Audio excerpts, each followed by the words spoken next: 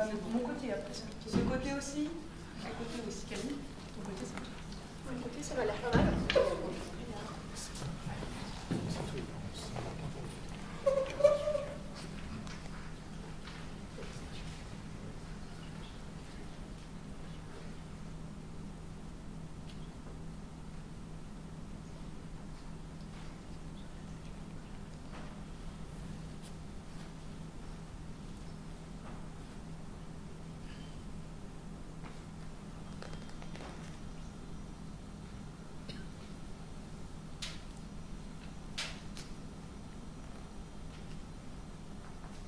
J'arrive pas à croire qu'on a encore des choses à dire.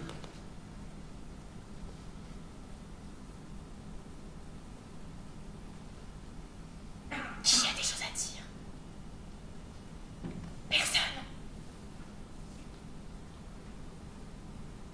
Non.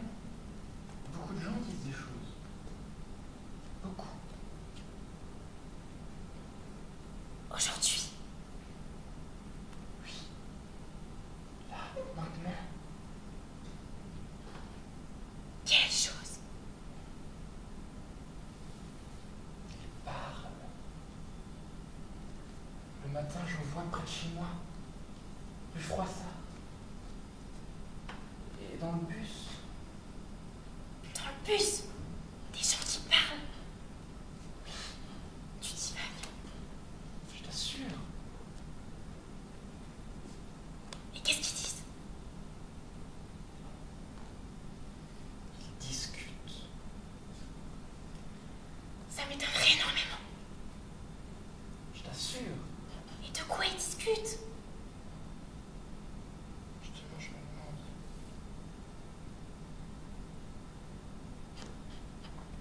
T'as une idée, toi? Oui. Vas-y. Tu es obnubilé. Moi? Tu es obnubilé, Jean-Bernard. Alors forcément quoi? forcément, tu vois des gens parler partout. Je sais pas, dis partout. Dis rue Froissart. Et dans le bus. Tu réalises ce que tu es en train de me dire, Jean-Bernard? Tu réalises? Oui.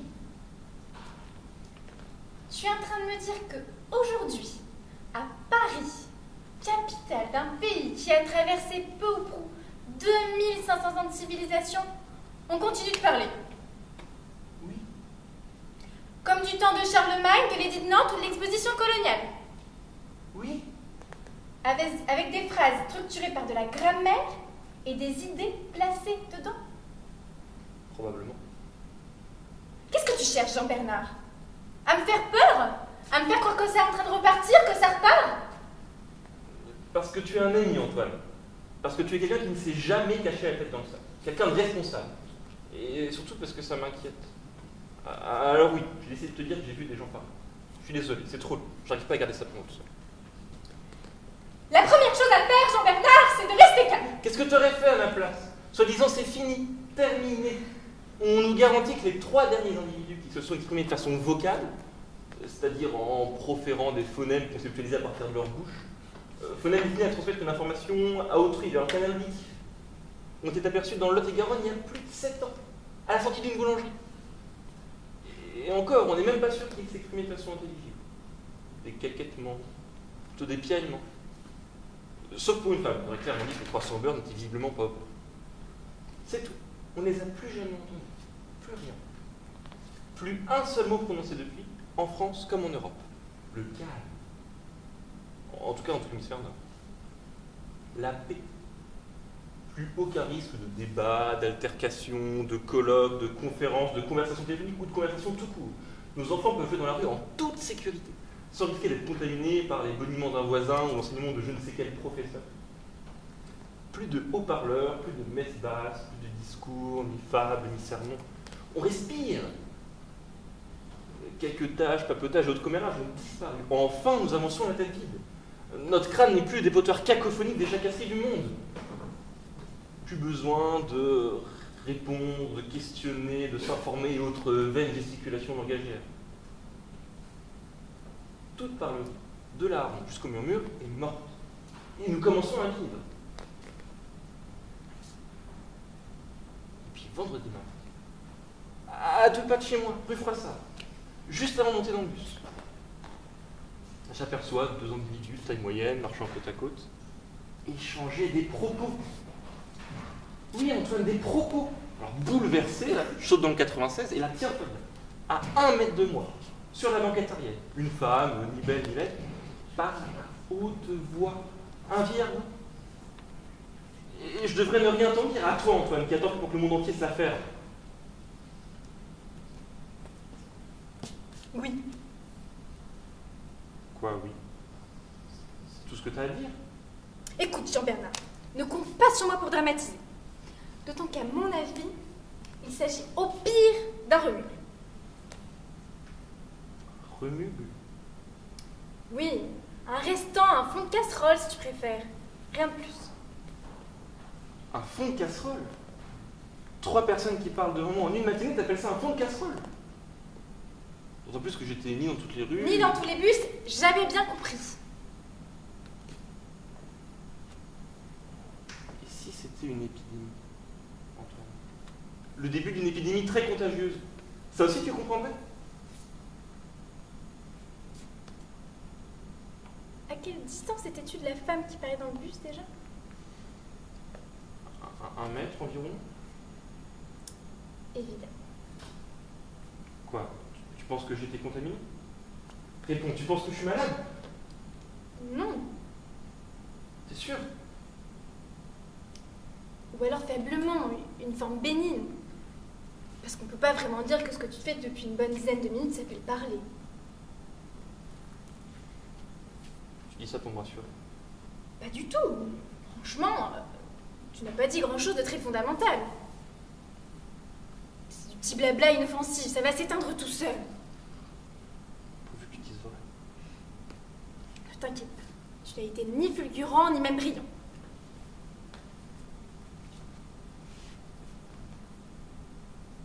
Ouf. Rien de grave, Jean-Bernard. Tout va bien. Et toi? Quoi, moi? Tu as parlé aussi? Oh, tu appelles ça parler? C'est pas moi qui t'aurais... Mais non. Je m'en voudrais toute ma vie. Sois tranquille, Jean-Bernard. Je n'arrivais même pas à suivre ce que tu disais tellement c'était creux. Tu ne m'as ni intéressé, ni touché, ni quoi que ce soit. J'arrive même pas à me souvenir si tu as parlé ou pas, c'est pour te dire.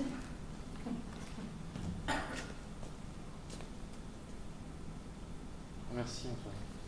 Je t'en prie.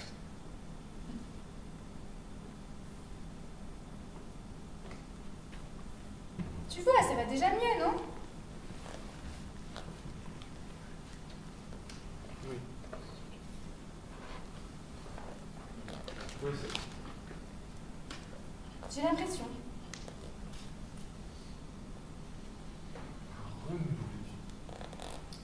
Oui, juste un remue.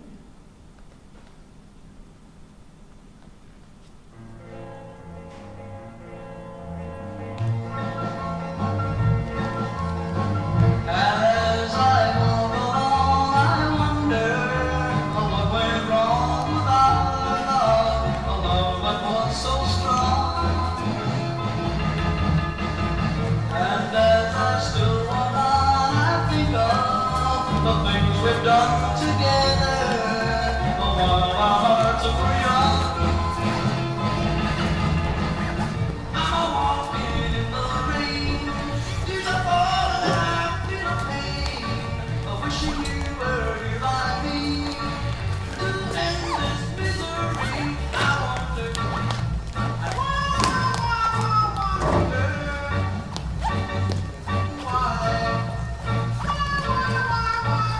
where she...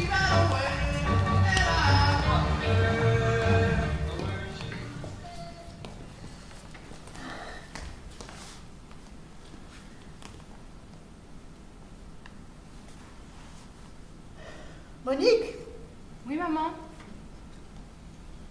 pourquoi est-ce que tu me réponds quand je t'appelle Monique? Pardon? Tu as parfaitement entendu ma question. Oui, mais je l'ai pas comprise, maman.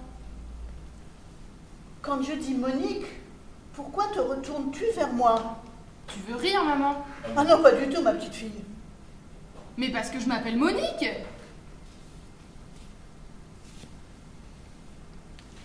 Tu t'appelles Monique? Toi, ma fille unique, tu t'appelles Monique? Oui, depuis 18 ans.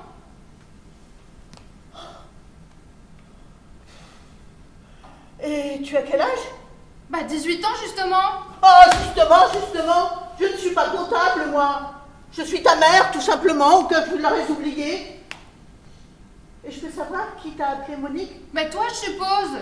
Moi? Et quand ça, s'il te plaît? Le jour de ma naissance probablement. Ah non, ma chérie, ça c'est pas possible. Oh, la chair de ma chair, petit bébé, Monique. Ah non, non, je ne suis pas une femme parfaite. J'aime la bière. Je suis parfois un peu agressive avec les voisins. Et je n'ai pas une passion folle pour le théâtre. Mais de là à appeler ma fille Monique, à sa naissance en plus. Un tout petit bébé sans défense. Ah non, ma chérie, ta mère n'est pas capable de ça. Alors c'est papa? Ton père? Bah quand c'est pas la mère qui donne le prénom, c'est le père, non? Mais fais très attention à ce que tu vas me dire. Tu m'affirmes, là, devant moi, que c'est ton père qui t'aurait appelé Monique? Mais qu'est-ce qui te prend, maman? Très bien, on va en avoir le cœur net. Mais c'est pas possible, ça. Téléphone, là. Qui a un téléphone? Téléphone. Ah non. 07 14 07 1789. C'est compliqué quand même. 1700 1 7 8 9 1789. Non. Allô? Allô, mon chéri? Oui, c'est moi. Je ne te dérange pas? Non, j'en ai pour 2 minutes. C'est notre grande fille. Elle vient de m'affirmer qu'elle s'appelle Monique. Oui, tu as bien entendu, Monique. Il n'en revient pas. Et elle m'affirme que c'est toi qui l'aurais appelée ainsi à sa naissance. Tu es au courant de cette histoire? Ah ben bien sûr que je te crois, mais tu la connais, elle est butée. Oui, vas-y, file. Il y a plein de monde au magasin. Mais qu'est-ce qu'il a dit? Il m'a demandé si je plaisantais. Bah moi aussi je te le demande, maman. Ah, tu n'en démords pas. Mais qu'est-ce que tu veux, que je te montre mon passeport? Ton passeport? Passeport. Ah, ça y est, j'y suis. Oh, quelle crétine je fais. Tu es mariée, Monique, c'est le nom de ton mari. Tu t'appelles Madame Monique. Ah, coquine. Ah, je ne marchais pas, je courais. Mais j'ai pas de mari, maman. T'as pas de mari? Non, j'ai un ami. Comment se peut-il qu'on puisse s'appeler Madame Monique sans avoir épousé Monsieur Monique? Bah je te raconte rien. Oh, j'y suis. C'est la nouvelle loi pour les homosexuels. Le mariage sans le mariage. Ton mari est homo et tu avais honte de me le dire. Mais ma petite chérie, c'est pas grave. Tu me connais. Si tu es heureuse, je suis heureuse, peu importe avec qui tu vis.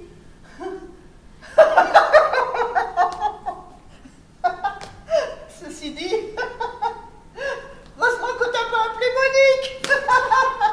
Parce que maintenant tu t'appellerais Monique. Tu devrais te reposer, maman. Me reposer? Me reposer quand ma propre fille refuse de me dire comment elle s'appelle? Et ça, ma petite chérie, c'est beaucoup plus scandaleux que d'épouser un pédéraste. À ce propos, je te conseille de l'annoncer en douceur à ton père. Tu sais comment il est. Pointilleux, dès qu'on s'écarte d'un millimètre de la ligne, il devient fou. Tu te rappelles de mon mariage avec lui? J'étais pas née, maman. Tu n'étais pas née. Mais tu sais qu'on s'est mariés à cause de toi. Oh, mais j'en reviens pas. On s'est mariés pour toi et tu n'es pas venue. Non, maman. Je sais pas quoi, même au vin d'honneur pour trinquer avec nous, nous souhaiter, je sais pas quoi, moi, tout le bonheur du monde. Merde, on était parents, quoi. Mais j'étais même pas conçue, maman. Tu sais bien que tu aurais jamais accepté de te marier enceinte. Ah, c'est vrai. Je me vois mal, moi, Yolande, me présenter devant monsieur le maire et ensuite monsieur le curé, avec un péché dans l'abdomen. Ah oui, ma chérie, tu dois avoir raison. Mais qui est Yolande? Ben, moi, ta mère? Mais tu t'appelles pas Nathalie? Non, ma chérie, je m'appelle Yolande, comme ma mère, ma grand-mère, ma sœur, ma tante, mes cousines. Mais je croyais que t'étais la seule à pas t'appeler Yolande. Ben non, je n'y ai pas loupé. Je m'appelle Yolande comme toutes les femmes de la famille. Ah, je sais bien que ça doit te faire un choc. Bah, à 18 ans, apprendre que sa mère s'est jamais appelée Nathalie, tu te rends compte, j'espère? Mais oui, je voulais que tu l'apprennes le plus tard possible. Mais je savais qu'un jour ou l'autre, je serais obligée de te le dire. Mais pourquoi? Pourquoi vous m'avez menti? C'est moi, ma petite chérie. C'est moi qui ai voulu qu'on m'appelle Nathalie. À ta naissance. Je voulais pas qu'on se moque de toi à l'école. Je voulais pas que tu mettes en doute la santé mentale de la famille. Je voulais que tu aies une vie de petite fille. Oh, la petite fille, ça court dans les champs. Ça lit de la poésie. Ça attend le prince charmant qui viendra un jour et qu'elle épousera, même s'il est homosexuel. Remarque, quand on voit comment les princes charmants s'accoutrent de nos jours, c'est pas étonnant qu'ils préfèrent les garçons et que les jeunes filles les attendent en vain. Sauf toi, ma chérie. Toi, tu as réussi à en coincer un. Et pourquoi? Parce que tu es bien dans ta peau. Et tu es bien dans ta peau parce que tu n'as jamais su que je m'appelais Yolande.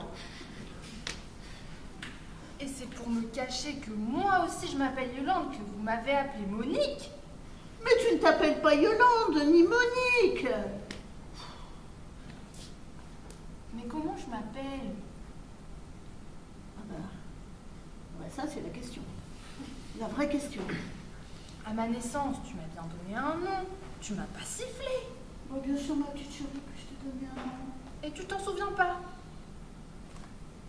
Tu te souviens, toi, de ce que tu faisais il y a 18 ans? Je venais au monde. Oh, trop facile, trop vague. Je sais pas, je te demande un son, une odeur, une image, mon visage penché sur ton berceau. Non. Alors tu te rends compte, avec un cerveau tout neuf, bourré de neurones frais, tu ne te rappelles même pas le visage de ta mère penché au-dessus de toi. Et tu voudrais que moi, ta mère, avec un cerveau usé par les ans, je m'en souvienne? Je te demande pardon. Oh, c'est pas grave. C'est l'ingratitude de ton âge. Vous êtes tous comme ça à 16 ans. 18, maman. 18 quoi? Bah 18 ans! Oh, 18 ans. Oh, elle est bien la fille de son père, celle-là. Maniaque, rigoureuse. Bah, ma petite chérie, mais qu'est-ce qui va pas? Qu'est-ce que j'ai dit? Qu'est-ce qui va pas? Non, tout va bien, maman. Ah, non, tu peux pas me cacher ça. T'es mon enfant unique. D'accord, je me rappelle pas comment tu t'appelles, mais sinon, je te connais des pieds à la tête. Je vois bien qu'il y a quelque chose qui te bouleverse. Je crois que t'as raison pour Henri. Henri? Mais qui est Henri? Mais mon ami. Il s'appelle Henri? Oh, alors ça, j'aime beaucoup.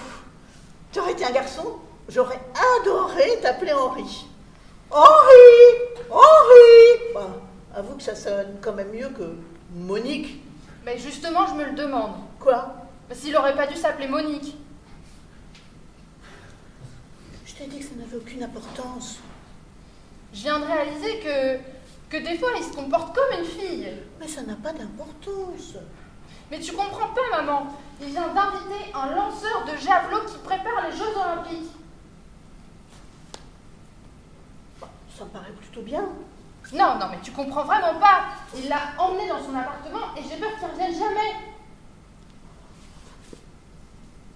Ne dramatise pas.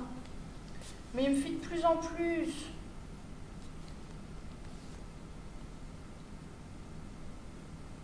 Tu lui as dit que tu t'appelais Monique? Je crois que c'est à cause de ça. Ça n'a peut-être pas arrangé. Mais il ne l'a jamais reproché, je te le jure. Il l'a peut-être refoulé.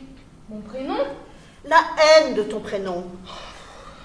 Tu sais, ma chérie, c'est très dur de vivre avec quelqu'un qu'on doit appeler Monique toute la journée. Ça peut donner envie de tuer à la longue. Alors, on refoule. On refoule. Tu sais, il aurait très bien pu t'étrangler. Crois-moi, tu t'en sors plutôt bien. Ah bah oui, bah je comprends mieux, hein. Pauvre Henri. Ouais.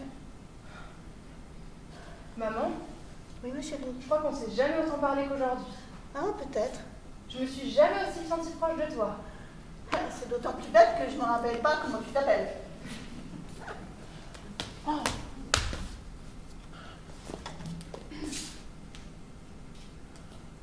Je devrais m'en souvenir. Désolée. C'est pas grave. Oh, tu sais ce qui serait génial? C'est qu'on aille tous au restaurant ce soir. Toi, ton mari, son ami, et puis ton père. Ah, ça c'est une idée géniale, maman. Tous ensemble, tous unis. Un vrai repas de famille. Viens, on va aller passer prendre ton mari, son ami, et puis on va passer prendre ton père au magasin. Ah, lui qui adore les surprises, il va être fou de joie. Oui, dépêchons-nous parce que le mercredi, il termine plus tôt. Mais on est mardi, maman. Ah, tant mieux. On est mardi. Tu es sûre? Oui. Ah, tu as raison. On se parle beaucoup aujourd'hui. On se dit tout ce qu'on a sur le cœur. Ma petite maman. Ça serait pas Hélène? Hélène, comme Hélène de Troyes. Non, non, non. Oh, c'est dommage. Oui, c'est dommage. Tu sais, ma petite chérie, je t'aime très fort. Sinon, il y a longtemps que j'aurais abandonné. Moi aussi je t'aime, maman.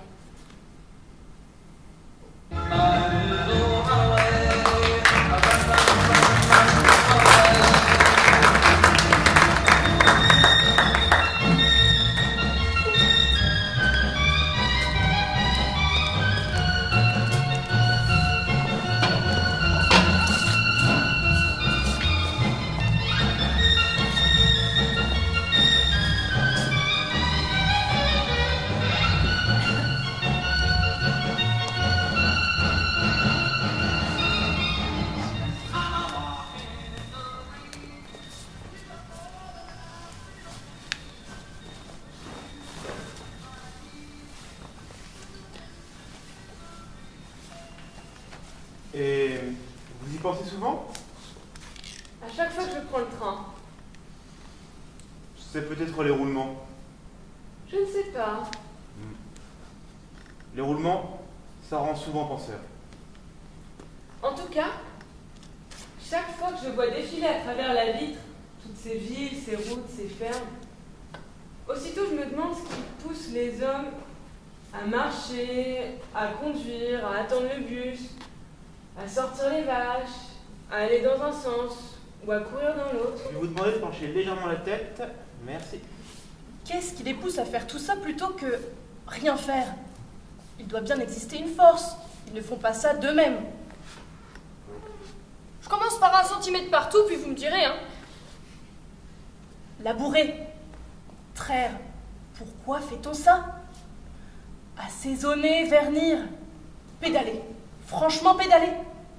Pourquoi on pédale? Je ne m'en rends pas bien compte. Et vous tenir debout? Et tenir debout. Oui, vous trouvez ça normal de vous tenir debout, les 2 pieds sur le carrelage? Oui, j'ai l'impression, oui. Eh bien, ça ne l'est pas. Ah bon? Non, vous devriez pouvoir vous envoler. Vous voulez dire En l'air? Oui, seulement. Il y a quelque chose qui vous en empêche. ça alors? Il y a une force qui vous contraint comme 6 milliards d'êtres humains à rester les 2 pieds collés sur la terre. Non. Si, Une force qui me... Oui, l'attraction universelle, découverte par Newton en regardant tomber une pomme. Il s'est posé cette question. Pourquoi la pomme tombe-t-elle par terre? est-ce qu'il est naturel qu'elle se dirige vers le sol? Un anglais? Ben oui. Ils sont incroyables, ces anglais. Et moi je vous demande aujourd'hui, électrifier une zone, améliorer la race chevaline, discuter le bout de gras. Vous trouvez ça naturel? Vous voulez dire par rapport à la pomme? Mais par rapport à l'homme, Georges, pourquoi massicoter? Pourquoi repeindre la cuisine? Pourquoi refaire un ourlet? Pourquoi? L'instinct de survie? L'instinct de survie? Oui, enfin, sauf peut-être pour l'ourlet. Moi, je vous dis ça avec des pincettes. Hein. Ce n'est qu'une impression de coiffeur. Et je peux savoir ce qui vous pousse à suivre cet instinct de survie, comme vous dites? Madame Schasberg, vous devriez peut-être moins prendre le train. Remarquez, tout ça c'est de ma faute. J'aurais pas dû vous poser de questions sur votre retour de vacances. Mais Georges, ouvrez les yeux. Vous sautillez autour de moi depuis 20 minutes, sanglé dans votre petite blouse acrylique bleu pâle, avec comme seule préoccupation la longueur de mes cheveux. Vous trouvez ça naturel? Madame Schasberg, vous trouvez que je suis bizarre? C'est ça? Avouez qu'il y a bien une force qui vous contraint à consacrer tous les jours ouvrables de votre existence à peigner la tignasse de vos semblables avec un petit râteau en corne synthétique. Ne me dites pas que cette action saugrenue est consubstantielle à votre être profond. C'est ce que dit ma femme quand je rentre tard. Est-ce qu'elle vous dit aussi que votre génome n'a aucune chance d'avoir été programmé pour brocher, teindre ou tondre? Non, elle ne me le dit pas. Avez-vous le moindre souvenir d'un désir prénatal pour le shampoing? Non, je ne crois pas, non. Vous ne croyez pas? Ou vous en êtes sûr? Madame Schasberg, j'aimerais tellement pouvoir vous répondre. Oh, d'habitude je communique très bien avec la clientèle. Je suis navrée, Georges, mais je n'ai pas l'impression de vous faire perdre votre temps en vous posant cette simple question. Qu'est-ce qui vous pousse à être coiffeur? Coiffeur. C'est vrai que mon père n'était pas très pour. Mais attention, il ne m'a jamais empêché. Il préférait être d'accord. Il disait que c'était bon pour la santé. Qu'être d'accord, ça permet de vivre plus vieux. Il m'a même aidé à acheter mon premier salon. Hein. Mais bon, faut dire qu'au fond de lui, il n'espérait pas autre chose pour son fils. Il y a donc, vous en conviendrez, quelque chose qui vous pousse à cette activité que non seulement votre père éprouvait, mais qui, même pour vous, soyez honnête, reste totalement incompréhensible, ne serait-ce que par rapport à votre physique. C'est vrai que j'ai un physique de chanteur. Oh, il ne s'agit pas de cela, Georges. Je parle de votre physique d'homme, de grands mammifères et de singes bipèdes. Lorsqu'on regarde votre mètre 80... Oh là, vous êtes gentil. 75 à peine. Oh, avec votre cage thoracique puissante, vos membres supérieurs imposants. Lorsqu'on regarde votre nez, vos oreilles... Oh, et vos pieds! On ne peut pas imaginer que vous ayez été conçu pour vaporiser de la laque. Vous pensez que j'ai fait fausse route? Quelque chose vous y a forcé, comme cette foutue loi de l'attraction universelle à rester collée sur le carrelage. Pourtant, quand on regarde vos bras, on voit bien qu'il aurait suffi d'un ou deux battements pour que vous filiez au-dessus des nuages. C'est vrai que j'ai toujours eu envie de voler. 3, 4 fois. C'est pas trop loin, hein. Dans les parages. Attention, hein. Ni très vite, ni très haut, hein. Pas comme le martinet, hein. Ou non, plutôt un vol de goéland. Tout blanc, tout calme. Donc ce que vous ressentez en vous, c'est une mouette. Une grande mouette. Et pas un coiffeur.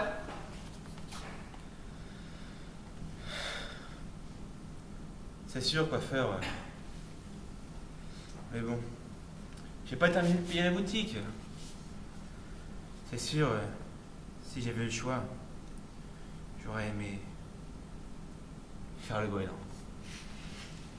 C'est comment dire, je ne peux pas arrêter. Enfin, tout de suite, quoi. Enfin, j'imagine la tête de ma femme. Et pourquoi vous ne pouvez pas arrêter? parce qu'il y a sûrement une force qui m'en empêche. Vous y êtes, Georges! Vous y êtes? Grâce à vous, Madame Schwarzberg. Georges, vous réalisez? Nous sommes tous prisonniers. Tous. Pourquoi je n'ai pas plus souvent des clients comme vous? Pourquoi? Georges, Madame Schwarzberg, voulez-vous vous joindre à moi pour lutter contre cette force qui nous opprime, la calculer, la traquer, l'obliger à se montrer, et puis la détruire? Nous sommes les deux premiers à savoir qu'elle existe. Nous sommes des pionniers de la liberté, de celle qui nous est refusée chaque seconde. si j'avais pu imaginer. Cette découverte portera nos deux noms. Oh non, Madame Schwarzberg, c'est vous qui... Oh non de non! Quand je pense que si Madame Lalo ne s'était pas décommandée, je n'aurais jamais pu vous prendre. À quoi ça tient? Le hasard et la nécessité, Georges. C'est ainsi que l'humanité progresse. Nous n'échappons pas à la règle.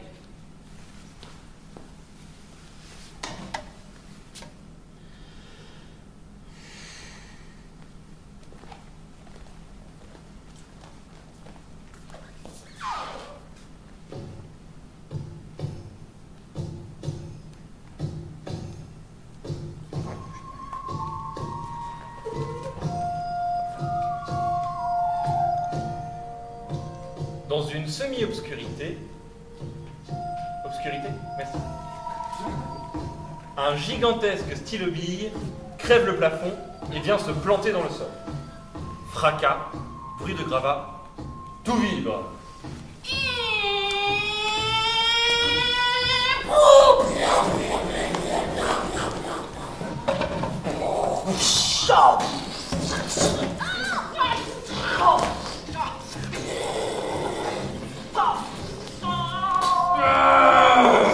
Et puis, silence.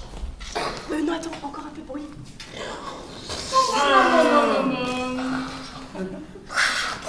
Silence. Une porte s'ouvre timidement. Le visage de la fille apparaît. Elle a l'air fatiguée. Elle allume.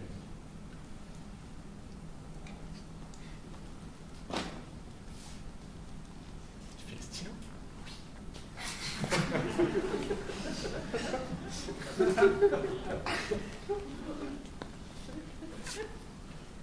Papa? Papa? Je suis dans la salle de bain. Il y a un stylo bille dans le salon. Quoi? Il y a un stylo bille dans le salon, il est debout. C'est toi qui as pris le coupon, chérie? Il mesure 3 mètres. Je l'avais posé sur la baignoire. Il a crevé de toi, c'est un gros stylo bille. Mais qu'est-ce que tu racontes? Nom de Zeus. Mais qu'est-ce... Un gros stylo bille.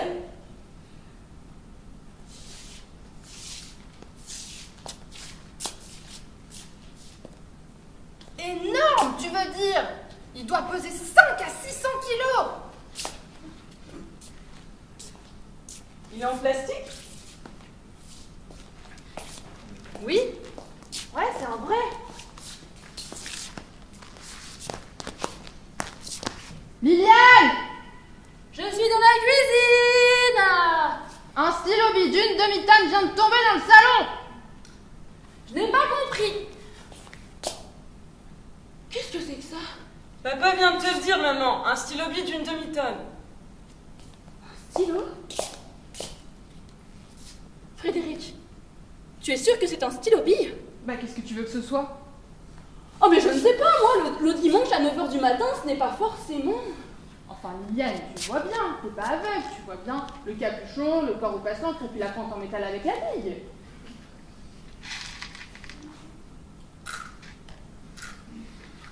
C'est toi Moi quoi?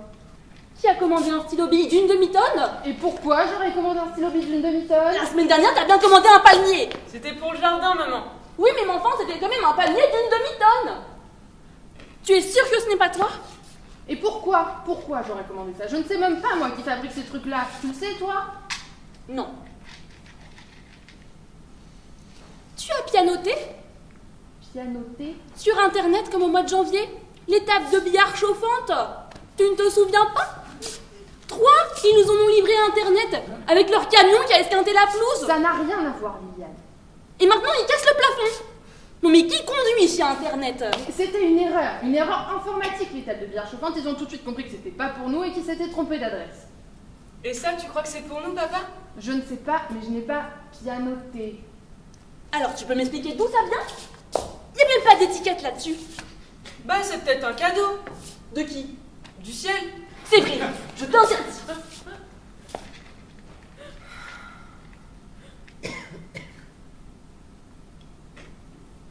Je ne sais pas, mais je n'ai pas pianoté. Bon alors, qu'est-ce qu'on fait? On appelle les pompiers? Les pompiers? Tu vas déranger les pompiers un dimanche à 9h du matin pour un stylo bille? Avec tous ces morts sur la route.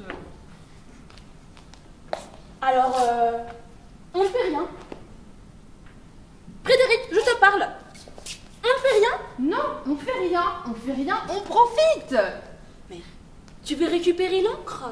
On profite pas du stylo bille, Liliane, on profite de l'événement. Ce n'est quand même pas tous les jours qu'un instrument d'écriture de cette taille transperce de part en part votre maison. Reconnais que c'est rare, maman, surtout dans la Creuse. Séverine, ta famille est originaire de la Creuse depuis 37 générations. C'est un département magnifique qui nous a donné de grandes joies et de beaux enfants, remplis d'histoire, de géographie, d'animaux superbes et de fleurs multicolores. Alors s'il te plaît, sois-en fier plutôt que de le rabaisser. Déjà qu'avec son nom Creuse, tout le monde croit que c'est un département qui est au fond du trou, qui est décent, alors qu'en vérité, il est très concave et très au-dessus des autres. C'est peut-être pour ça qu'il a choisi la Creuse. Qui? Lui. Tu l'appelles lui? Comment veux-tu que je l'appelle? Il n'a pas un prénom. Un prénom? Tu voudrais qu'il ait un prénom? J'ai pas dit ça. Un stylo bille avec un prénom, ça serait génial. Frédéric, qu'est-ce qui se passe? J'ai l'impression que ça te fait plaisir que ce machin soit arrivé chez nous. Pour une fois que c'est pas ta sœur qui débarque avec ses enfants, c'est plutôt une bonne surprise, non? Une bonne surprise? Tu n'as pas pris ton café, tu es agencé pour ça. Et puis c'est hyper top pour un dimanche, c'est tellement chiant le dimanche. Séverine, si tu étais croyante, tu ne dirais pas ça. Pour les croyants, le dimanche est un jour de gloire et de lumière. C'est le jour où le Christ est ressuscité. C'est vrai? Ça s'est aussi passé un dimanche. Non mais comment ça? Aussi? Bah, le même jour, c'est drôle, non? Non mais Frédéric, tu ne vas tout de même pas comparer la sortie de notre Seigneur Jésus-Christ du tombeau avec l'arrivée de ce machin en plastique chez nous. C'est quand même deux mystères, Liliane. Deux mystères du dimanche. Non mais Frédéric, t'as absolument pas raison. Ah bon? Tu oublies que la résurrection du Christ n'est pas un mystère mais un miracle. Désolé, ça n'a rien à voir. Jésus est réapparu après sa mort. Il est allé discuter avec les apôtres et il est monté au ciel. Il n'y a rien de mystérieux là-dedans. Tout le monde l'a vu. Le stylo bille aussi, on le voit.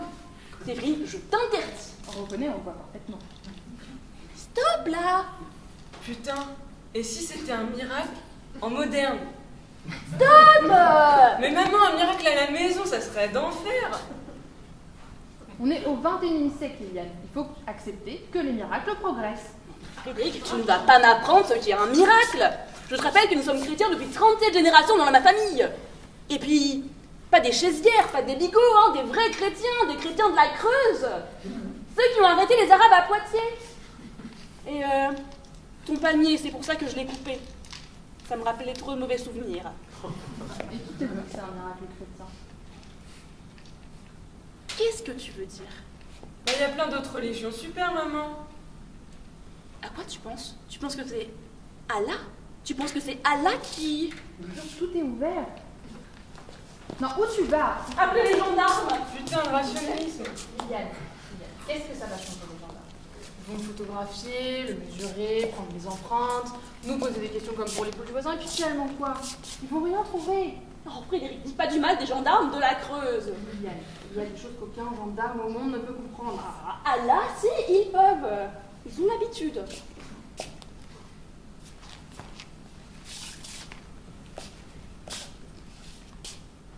c'était autre chose? Autre chose? Liliane, imagine qu'on ait été choisis. Choisis? Élus, si tu préfères. Élu? Mais par qui? Par oh, le supermarché, à cause de ma carte de fidélité au rayon papeterie, tu penses que c'est ça? Non, pas vraiment. Mais alors, Frédéric, élu par qui? Disons par une force supérieure. Une force supérieure, ça serait génial. Frédéric, tu me fais peur. Moi, j'adore. Après tout, peut-être qu'on le mérite. Mais qu'est-ce qu'on a fait? Moi, en tout cas, j'ai beaucoup travaillé, beaucoup. J'ai fait vivre ma famille, j'ai élevé ma fille, je suis partie tous les étés avec vous à Concarneau, j'ai prêté ma voiture à ton frère qui l'a mise dans le fossé, je dîne avec toi chez ta mère tous les mardis et depuis son hémiplégie, le vendredi aussi. Et si j'ai bonne mémoire, j'ai pas mis les pieds sur un champ de course depuis 86. Et alors? Et alors, peut-être qu'aujourd'hui, quelqu'un est venu me dire « Ça suffit, Frédéric Bautron, ça suffit. Ton devoir a terminé, tu as mieux à faire ailleurs. » Pars! La page est à nouveau blanche, va l'écrire, n'attends pas, pars, quitte la Creuse. Frédéric, ce n'est pas possible. Mais qu'est-ce qui n'est pas possible, Liliane? Est-ce que ce matin, en nous levant, nous pensions possible qu'un instrument d'écriture de cette taille tombe du ciel et perfore notre maison? Non, c'est vrai. Désormais, tout devient possible. Oh putain, le kiff. Bon, je vais faire ma valise. Dingue, c'est dingue. Frédéric! Je suis obligée. Dis-moi la vérité. Il t'a parlé? Lui! Mais c'est un stylo bille, Liliane, ça n'a pas de bouche. Mais alors comment tu sais qu'il doit partir? Liliane, il faut que tu comprennes une bonne fois pour toutes que je ne suis pas uniquement un paquet de viande enveloppé dans un peignoir de bain. J'ai aussi une âme, un instinct et une spiritualité matinale très développée que c'est vrai, j'ai toujours eu tendance à cacher pour ne pas avoir l'air trop différent des habitants de la Creuse qui sont, disons, terriens. Quoi? Regarde comme il bouge, comme il est sexe. On dirait une rockstar. J'adore quand papa est appelé par vous. Voilà le mot « appelé ». Dès qu'il est arrivé ce matin, j'ai capté cet appel et peu à peu je l'ai décrypté. Pars, Frédéric Bautron, pars! Tu sais que c'est l'anniversaire de papa ce soir. Vous faites tes 102 ans. Je sais bien. Tout le monde sera là. Jojo, Jean-Loup, Yvonne, Corinne. Mouloud viendra? Non, Mouloud ne viendra pas. Françoise, Sophie qui vient d'accoucher, et même les cousins de la Creuse du Sud montent. J'aurais adoré être avec vous, vraiment. Mais là, tu comprends bien. Mais qu'est-ce que je vais leur dire? Mais la vérité, que j'ai été élue tôt ce matin. Non, ça va les fendre. Bon, j'ai peur qu'il se fâche, tu sais, il vous appelle pas 2 fois souvent. Hein. Go papa, go! Tu ne l'emportes pas? Non, regarde, exactement le même. Comme quoi c'était écrit. Allez, bisous. Frédéric. Putain, maman! Le stylo bille, il a écrit! Quoi? Le stylo bille, il a écrit par terre! Non. Mais juré? Qu'est-ce qu'il écrit? Replante un palmier. J'en étais sûre. J'aurais dû appeler les gendarmes, Quel dimanche d'enfer!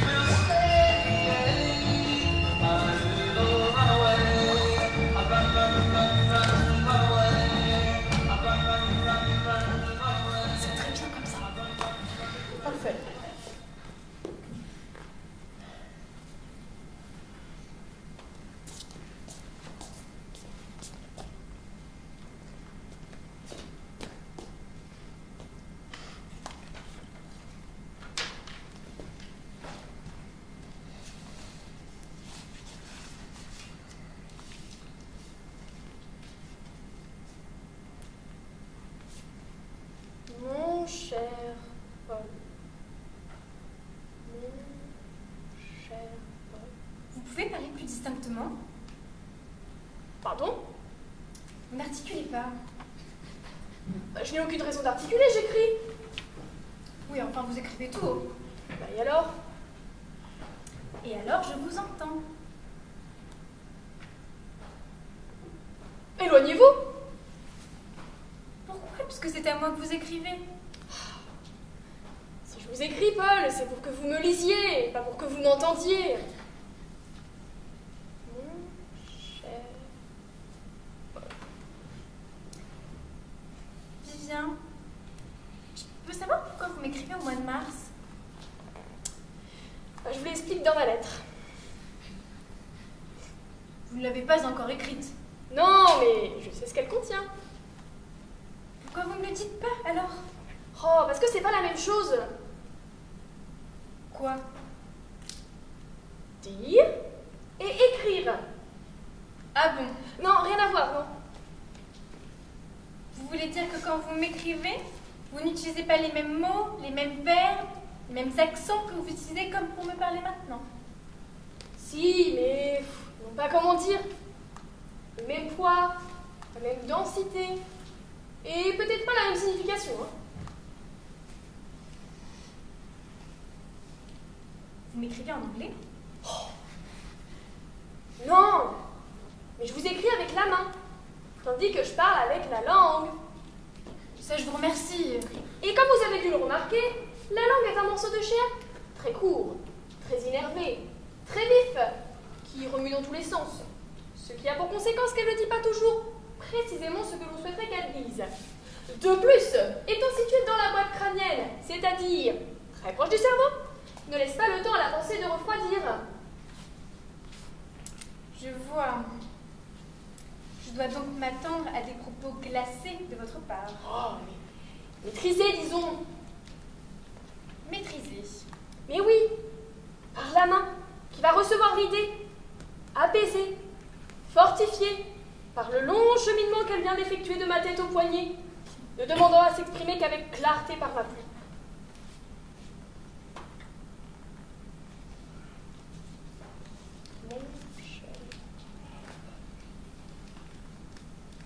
Et ça? Quoi? Lisez-la.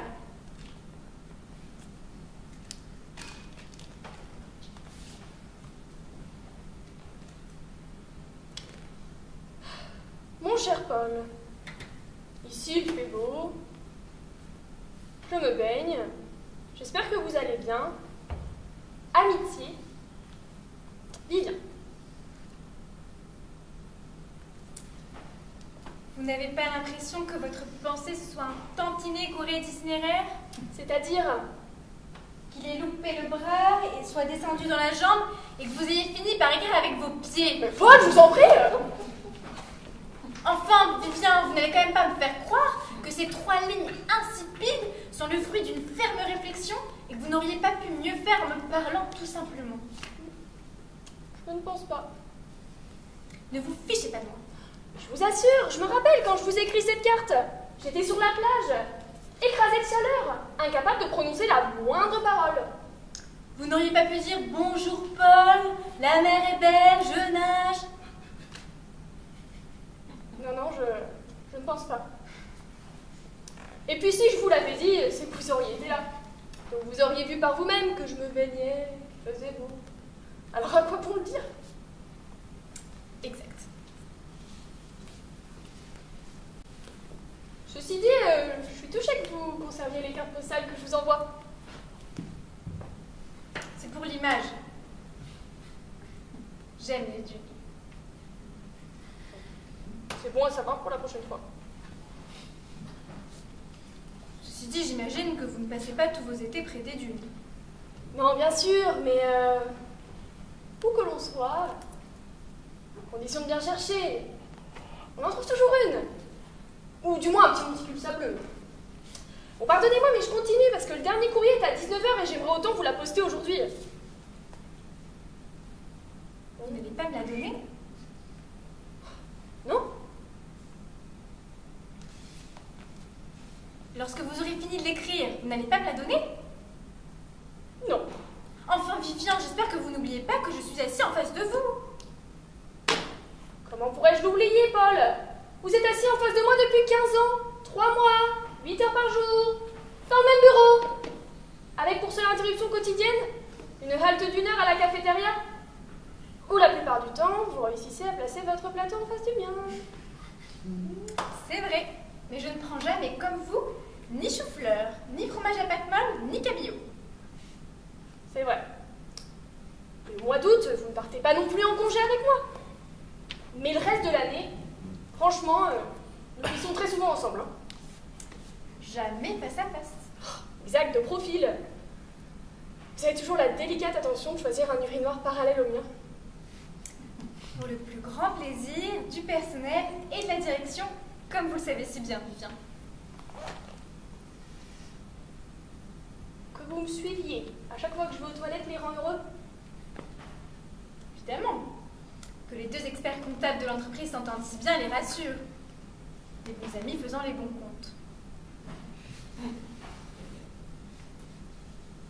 Et c'est au nom de cette relation harmonieuse que je vous demande de... Non, je ne vous donnerai pas ma lettre.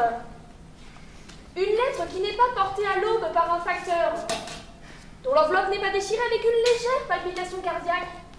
Mais pas une lettre. C'est un pli, un fax, ou bien pire, un email. Une suite de mots sans âme destinée à la seule communication.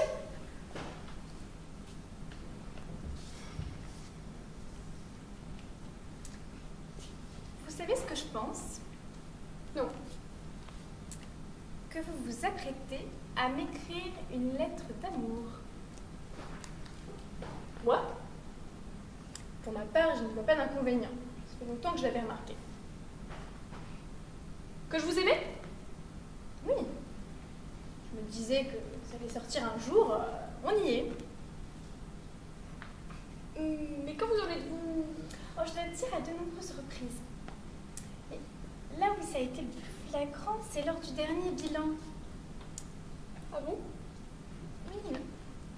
Lorsque vous avez pris ma main, vous l'avez posée sur la souris de l'ordinateur et ensemble, nous avons cliqué. J'ai fait ça? Oui. Et très tendrement, Vivien. Très, très tendrement. Ah? Vous voulez que je vous embrasse? Sur la joue? Non. Sur la bouche. C'est-à-dire? C'est-à-dire quoi? Ah, c'est-à-dire que ça vous ferait plaisir? Ça n'est pas impossible. Ouh, mais pas avec la langue, hein? Je vais quand même pas vous embrasser avec la main. La première fois, je préférerais. Enfin, Vivien, vous voulez que je vous l'écrive, c'est ça? Vous voulez que je vous écrive? Vivien, je vous embrasse? Je préférerais que votre premier désir pour moi soit maîtrisé. Il faut vraiment que je vous aide. Donnez-moi un stylo. Un bleu, ça vous ira?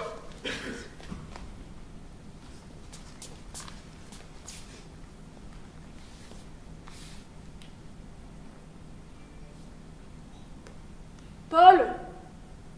Quoi? J'aimerais autant que vous ne m'écriviez pas sur le papier à l'entête de la société. Vous êtes bien compliqué. Comprenez-moi si vous m'écrivez. Vivien, je vous embrasse. Sincèrement.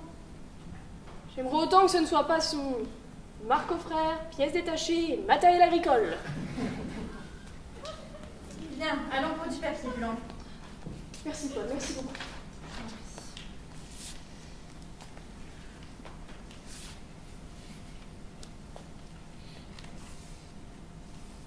Voilà.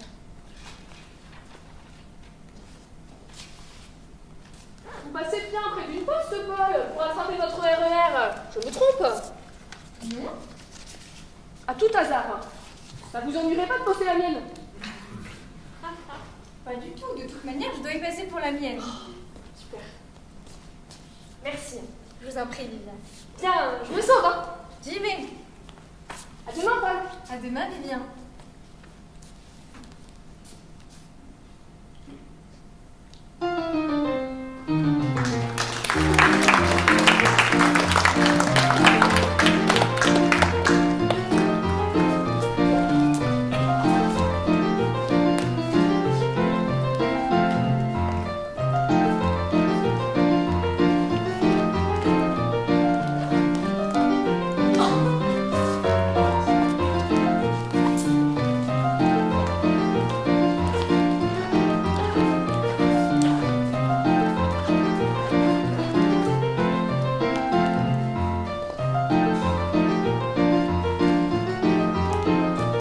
Vendredi soir, ils sont chic, costume de gala. Jean-Claude, tendu, marche vite. Tu t'appelles Jean-Claude? T'es tendu? Bon, tu marches vite, allez. Louise, visage fermé, chaussures gauche fermée, chaussures droite fermée, marche derrière lui.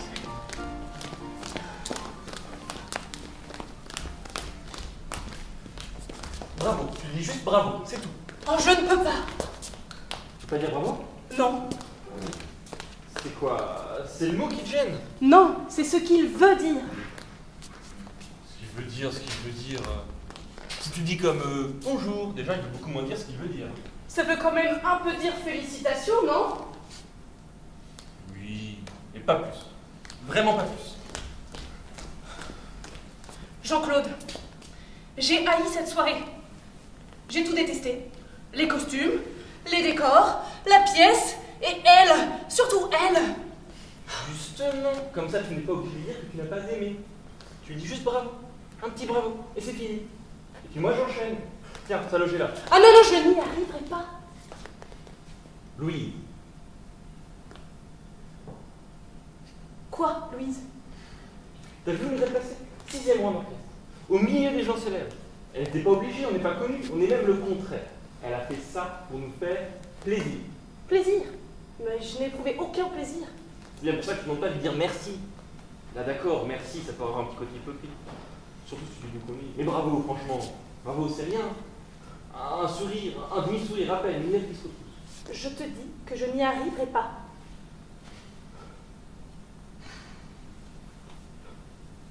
Alors dis-le 2 fois. 2 fois? Oui. Bravo, bravo. 2 fois, ça glisse tout seul. On se rend presque pas compte qu'on l'a dit. Ça file. On n'a même pas le temps de penser ce que ça veut dire. C'est un peu comme oh, pardon. Quand tu dis oh, pardon, t'as pas l'impression de demander vraiment un pardon, de réclamer une absolution pour ta faute. Non, c'est une petite phrase qui t'échappe. Et pourtant, le type sur lequel t'as renversé ta bière, en t'entendant dire oh, pardon, se rend compte que c'est pas un goujat qui l'a taché sa veste, mais une femme bien élevée. Et il le devient à son tour, en répondant je vous en prie, prouvant que 10 000 ans de civilisation n'ont pas été vains. Parce qu'ils ont permis de remplacer le réflexe de l'égorgement par celui de la courtoisie. C'est pour ça, Louise, que j'aimerais que tu dises un petit bravo à Simone, qu'elle n'ait pas l'impression que ma femme ait échappé à la civilisation. Est-ce que tu comprends? Qu'est-ce qui te prend à parler comme ça? On vient d'entendre ta sœur pendant presque 3h30 parler, parler, parler, et toi maintenant tu t'y mets. Mais c'est une histoire de fou. C'est contagieux ou quoi? Je te préviens, si ça doit continuer, dis-le-moi tout de suite. Parce qu'avec toi, ce ne sera pas comme avec Simone. Je fous le camp de ce théâtre, tu m'entends? Je pars, et je ne reviens plus jamais. Plus jamais, tu m'entends? Ah, je suis à bout! Tout ça parce que je demande d'être poli avec ta belle-sœur. Mais parce qu'elle l'a été, elle, polie. Parce que c'est de l'art, c'est poli, c'est ça? Parce que c'est classique, c'est poli. Je suis quand même pas en train de m'expliquer que Racine est mal élevée. Ta sœur m'a torturé, Jean-Claude, pendant toute la soirée. Ah, je ne sais pas comment j'ai tenu. Elle nous a torturés pendant 223 minutes et 17 secondes. Ça, j'ai vu. Tu l'as regardé, t'as montré. Oh, tout le temps. À un moment, j'ai même cru qu'elle s'était arrêtée. Je ne sais pas comment j'ai fait pour tenir. Je ne sais pas. N'exagère pas, t'es pas mort. Non, je suis pas morte. Mais tu sais pourquoi? Parce que je me suis mis à répéter un mot. Un tout petit mot. Un mot magique. Entracte. Entracte! Mais il n'est jamais venu! 5 actes sans une seconde d'interruption. Tu appelles ça la civilisation? 15 ans d'attente. 15 ans que Simone rêve d'entrer à la Comédie Française. Ça y est, c'est fait. Elle est prise. Et miracle, on lui offre le rôle dont elle a toujours rêvé. Pour la première fois de sa vie, elle vient de jouer Phèdre dans le plus prestigieux théâtre d'Europe. Et toi, tu refuses de lui dire bravo? Même un petit bravo? Qu'est-ce que tu es devenu, un animal? Pour la première fois de sa vie. Elle vient de jouer Phèdre pour la première fois de sa vie? Tu te manques ou quoi? Et le jour de notre mariage, elle en a déclamé un morceau comme ça sans prévenir personne.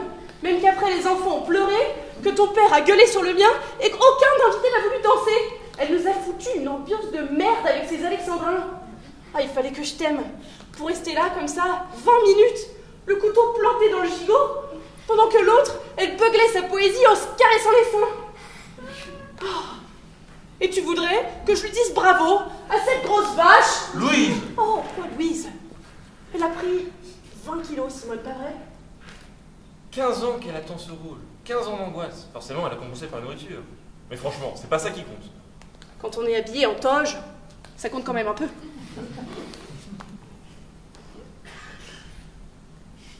Pourquoi tu es venue? Pardon? Pourquoi tu m'as accompagné, c'est général? Tu plaisantes. Pas le moins du monde. Tu connais la silhouette de Simone, tu savais qu'elle allait jouer Phèdre. Pourquoi tu es venue? Parce que ça fait 3 mois que tu me bassines jour et nuit avec la première de ta sœur qu'il ne faut louper sous aucun prétexte. La soirée du 24 février a été soulignée en rouge dans tous les agendas, tous les calendriers. C'est devenu une fête familiale. Chez nous, cette année, on aura eu Pâques, Noël et puis Phèdre. Et à ce titre, je te signale que ni ton père, ni ta mère, ni ton frère ne sont là ce soir. Avec 2 places pour la première. Oh, et pourquoi c'est tombé sur nous? Mais pourquoi?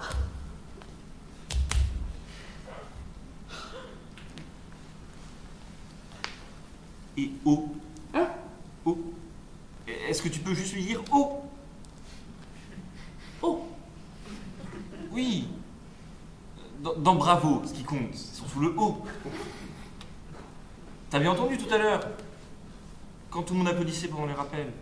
Bravo, bravo, bravo, c'est surtout le oh qui résonne. Bravo, avec un petit rien de V. Vo, ouais, vo, ce serait parfait. Tu me demandes de dire vo à ta sœur? S'il te plaît. Vo? Oui. Jean-Claude, est-ce que le moment n'est pas venu de faire un petit point sur notre couple? Ah, j'en étais sûr. La fuite, la tangente, l'esquive, jamais le moindre effort pour me comprendre ou pour me satisfaire. Parce que toi, t'en fais des efforts. Beaucoup, Louise, beaucoup. Oh, je rêve. Je te signale par exemple que je viens de te proposer d'enlever 75% du mot bravo. Oh, mais après m'avoir fourgué 4h30 3 à ta sœur. heures et demie. Mais l'heure qu'on est en train de passer là, ça compte pour du beurre. Mais elle se lave. Tu n'as quand même pas compté pareil Simone dans Phèdre et Simone sous sa douche. Là, ce que je compte, c'est toi et Simone. Dans un théâtre, vous êtes aussi assommants l'un que l'autre. Détrompe-toi. Je suis très loin d'être comme Simone, très loin. Parce que dis-toi bien que moi, si un jeune homme aux cheveux bouclés, les mollets sanglinières de cuir traverse ma vie, je pars avec lui illico, sans hésiter, sans me retourner. Je pars avec Hippolyte à Sciapos, à Scopelos, à Mykonos, où il voudra. Et je te plante là, toi et ton cerveau de Sélacon.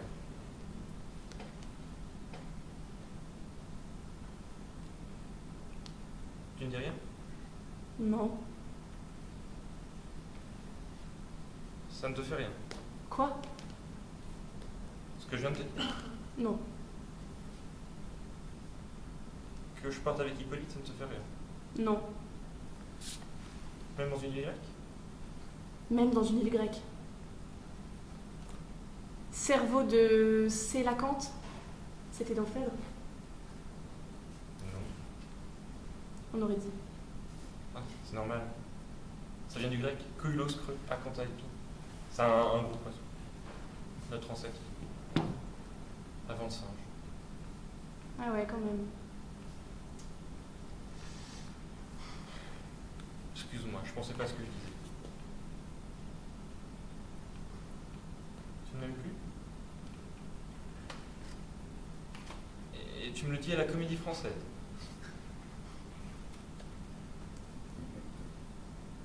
Jean-Claude, je crois que ni toi ni moi nous ne garderons un bon souvenir de cet endroit.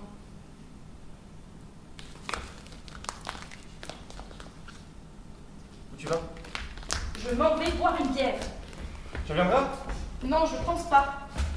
Fais attention de ne pas la ramasser de son voisin. J'essaierai. Louise? Oh mon chéri, tu es là. Alors, ça t'a plu? Mais qu'est-ce que tu as? Tu es tout bouleversé. C'est parce que... Oh, c'est parce que Phèdre est une pièce qui parle beaucoup aux femmes. Non, c'est parce que...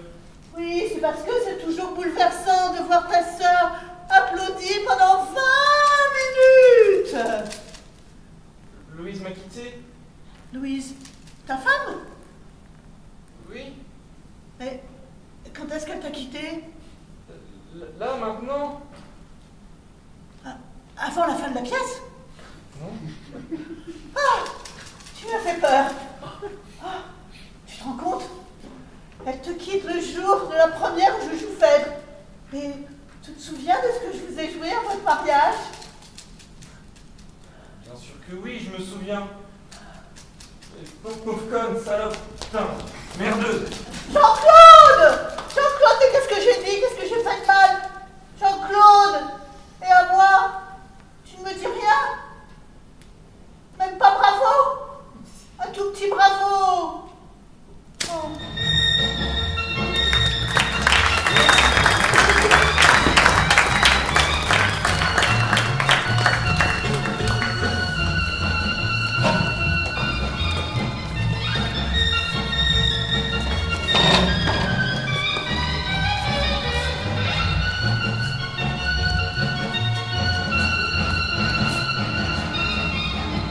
I'm walking in the rain. Tears are falling and I feel a pain. I'm wishing you were mine.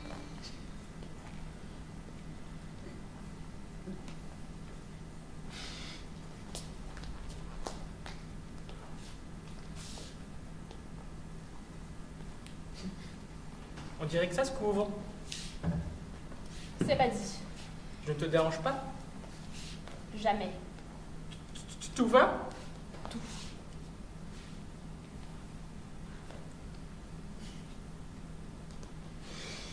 J'ai une nouvelle pour toi, Bonne, je crois. tant mieux.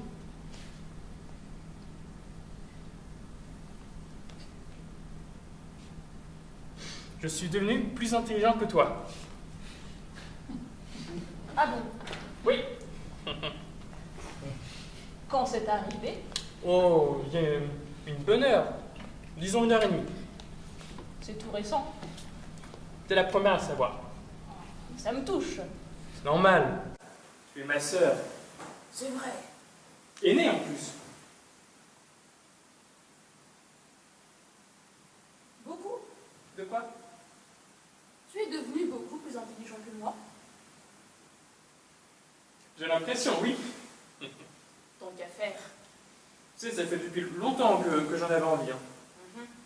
Ça ne se voyait pas. Depuis l'âge de 5 ans. Ah oui, ça fait un bail. Tout môme, je me disais, André, laquelle qu'on écoute. Mais un jour, ce sera moi. Ça fait donc 34 ans que tu veux devenir plus intelligent que moi. Oui, C'est énorme. mais j'ai traîné, lambiné même. Ça fait faire peur. Très, ça n'arrivait pas à m'y mettre. Surtout après les repas le dimanche chez mamie, quand tout le monde m'appelait Concon. Tu t'en souviens? Oh, très bien. On t'appelait comme ça aussi à l'école, non? Oui, et au catéchisme aussi. C'est pour ça que je me lançais quand même dans un sacré boulot. Tu parles, hein? Et puis il y a quoi? 6 mois, j'ai décidé de sauter le pas. Comme ça. D'un coup. Non, ça m'a pris un soir quand je t'ai vu à la télé pour parler de ton dernier livre. Tiens.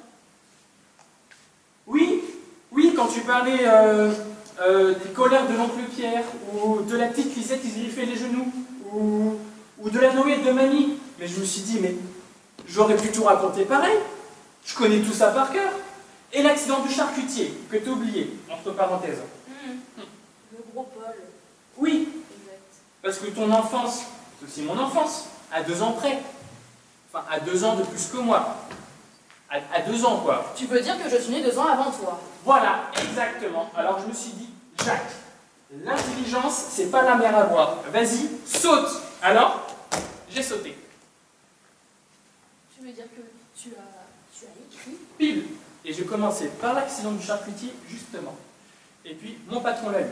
Tu le connais, mon patron? Je ne crois pas. Un type très fin, très sensible. Il a commencé tout petit en travaillant ses abdos et maintenant il a 3 salles de gymnastique. En effet. Et il t'admire beaucoup d'ailleurs. C'est quand je dis que j'étais ton frère qui m'a engagé au tapage. Ah bon? Oui, il m'a dit, le frère du grand écrivain André Lamotte ne peut rester sans travail. Vraie admiration pour toi. Je suis flattée.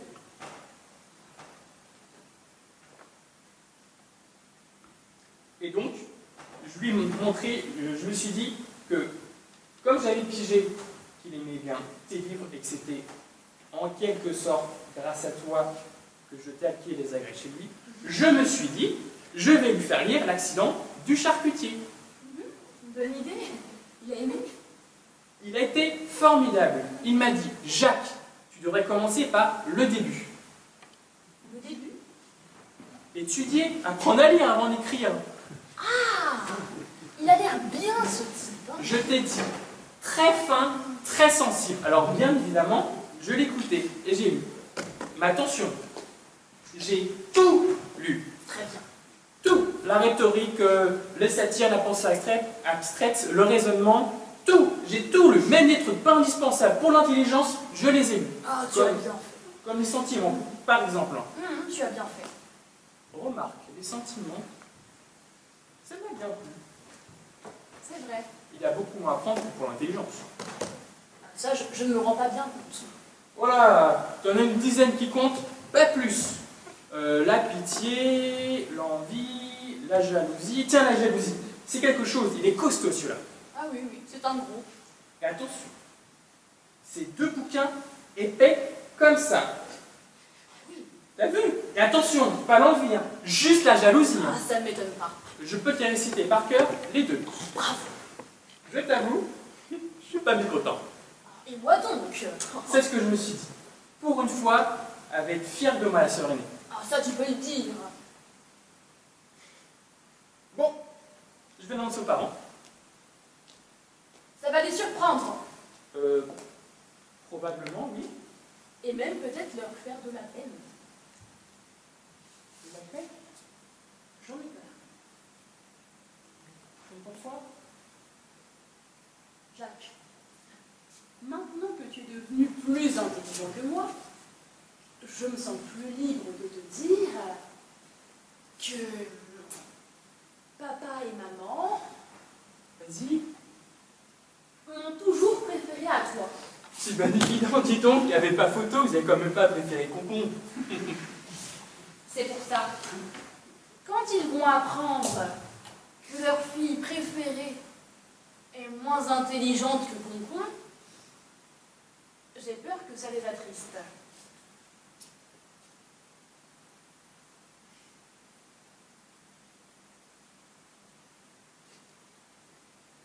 C'est pas faux. Toi qui connais bien les sentiments, Justement, j'étais en train de me faire biffer dans la tête et j'hésitais entre pitié et compassion. ou générosité. Mais enfin, je ne suis pas un spécialiste. Générosité est une vertu, pas un sentiment. Ah, je t'avais dit, je ne suis pas un spécialiste. Mais générosité, ça me va bien pour ce cas précis. Je pense que je vais l'utiliser pour ne rien leur dire. Comme tu le sens. C'est que pour moi, l'intelligence, c'est tout nouveau, tout beau. Alors j'ai envie de la montrer, de me promener avec devant tout le monde, de faire bondir le moteur. C'est humain.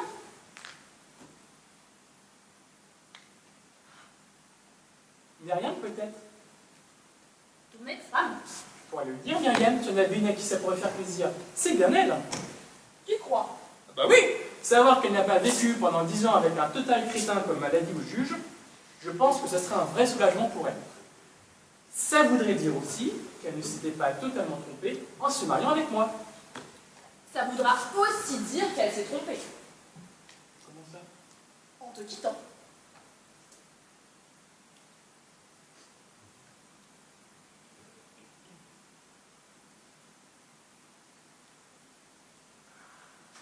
C'est pas faux.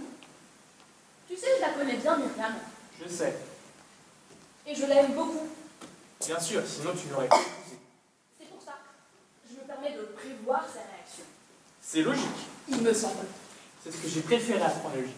J'ai tout de suite accroché. Je l'ai étudié comme du petit lait. Ça se sent. T'as raison. Je ne vais rien dire, Myriam.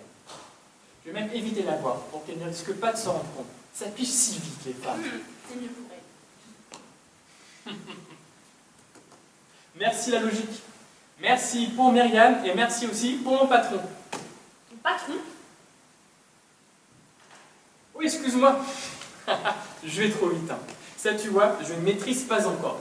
J'oublie une fois sur deux de ralentir le réacteur, alors forcément, j'en laisse toujours un ou deux sur le carreau. Désolé. Je t'en prie. Ça y est? Vas-y. Par contre, il me semble aussi logique que j'aille bien installer dans la fusée. Oh, j'ai l'impression. Il me semble aussi logique que j'aille l'annoncer à mon patron. Putain de choc. Je vois d'ici ses abdos. Le petit frangin, le talqueur d'agrès, devenu tout d'un coup plus musclé que dans la tête que toi, André Lamotte, son grand homme. Le cul sur le tapis, monsieur Lasvago. Le cul sur le tapis. Il va te virer? De quoi? Là, je suis catégorique, Jacques. Tu veux dire qu'il va me mettre à la porte?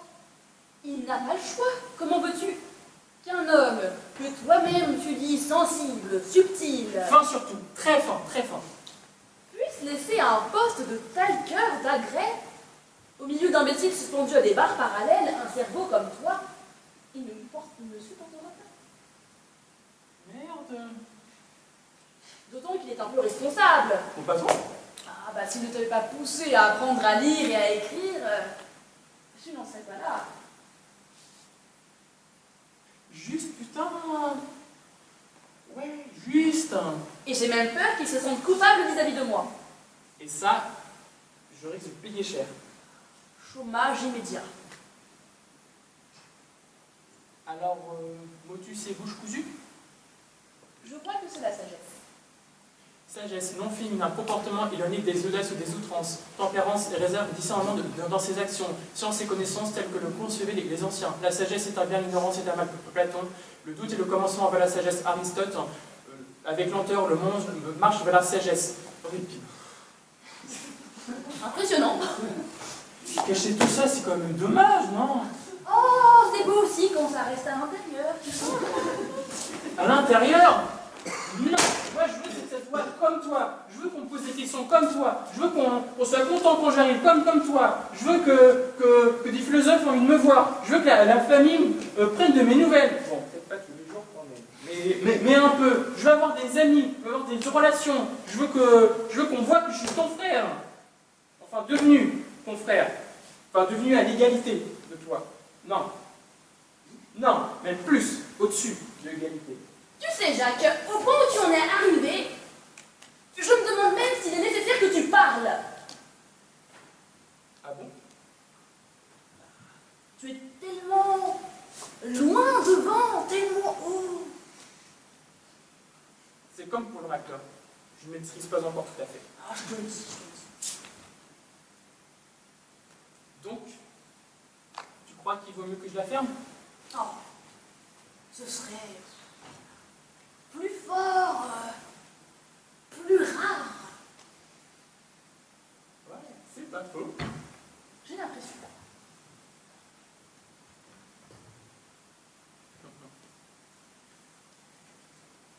Bon, j'y vais. Encore bravo, Jacques. Dis donc, j'y pense. Ça ne t'a pas peiné que je te le dise? Tu plaisantes.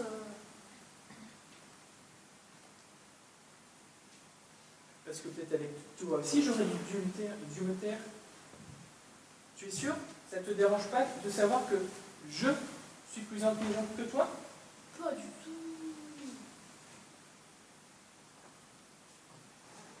De l'apprendre de ma bouche en plus?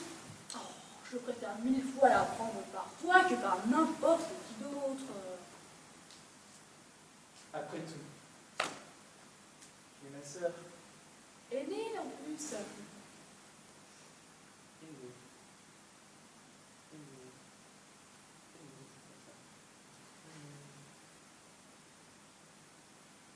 C'est pas faux.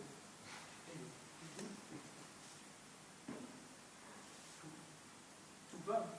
Tout.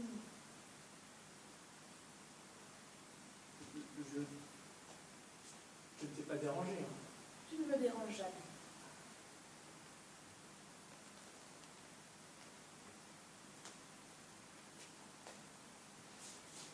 C'est vrai. C'est pas dit que ça se couvre.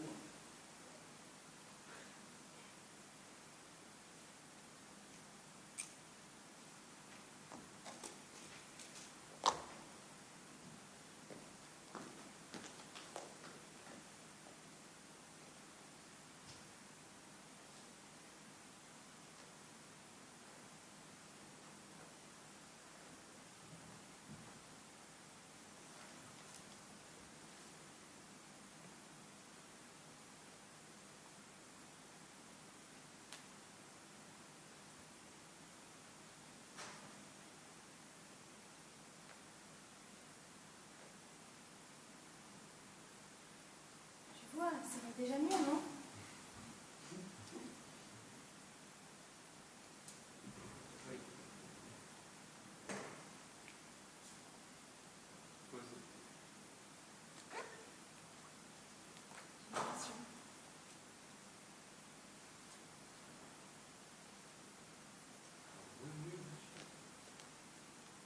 Oui, juste un remède.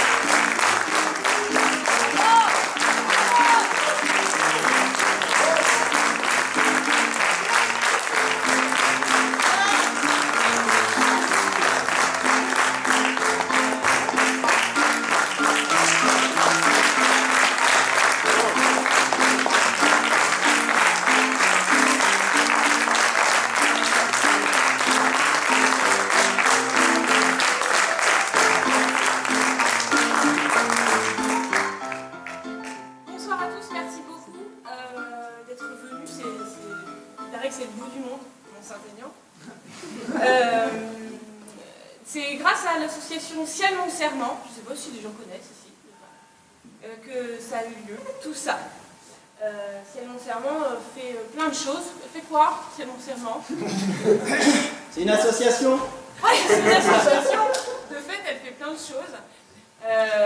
Qui est basée à la fac de médecine. Est-ce que quelqu'un peut me permettre de dire pas ça? Vous venez de jouer, moi pas du tout. Ouais, moi, mais les comédiens ils font pas des conférences. Ouais. Attends, viens. Voilà, en tout cas, entre autres, on a un atelier théâtre, voilà, qui donne un beau groupe amateur, moi je trouve. Je sais pas qui reste, qui s'en va d'ici, je ne veux pas savoir. Mais voilà, et là, c'était la deuxième fois qu'ils jouaient ce spectacle. Pour la première fois au théâtre, hein, comme Fred. Et voilà, on est très très contents. Merci beaucoup. Qu'est-ce qu'est Ciel Mon Serment? Alors, Ciel Mon Serment, c'est une association qui est faite pour améliorer la relation entre les médecins et les patients, d'une manière générale, la relation entre les soignants et les soignés. Puis voilà, il y a plein de choses qui constituent Ciel Mon Serment. Il y a des ateliers théâtre, comme vous venez de voir. Il y a des conférences auxquelles vous êtes invités qui permettent de permettre la rencontre entre les sciences humaines, les arts et la médecine. Et on travaille aussi avec des patients simulés. On essaie de former un peu les jeunes médecins et les vieux médecins à rencontrer un petit peu les patients, mais de manière plus simple. Et puis on a plein d'idées voilà, qui se développent petit à petit. C'est une espèce de laboratoire. Voilà. Et on est très très fiers que ceux qui sont devant vous là aient fait ça ce soir. Ouais. Merci beaucoup en tout cas. Merci à tous.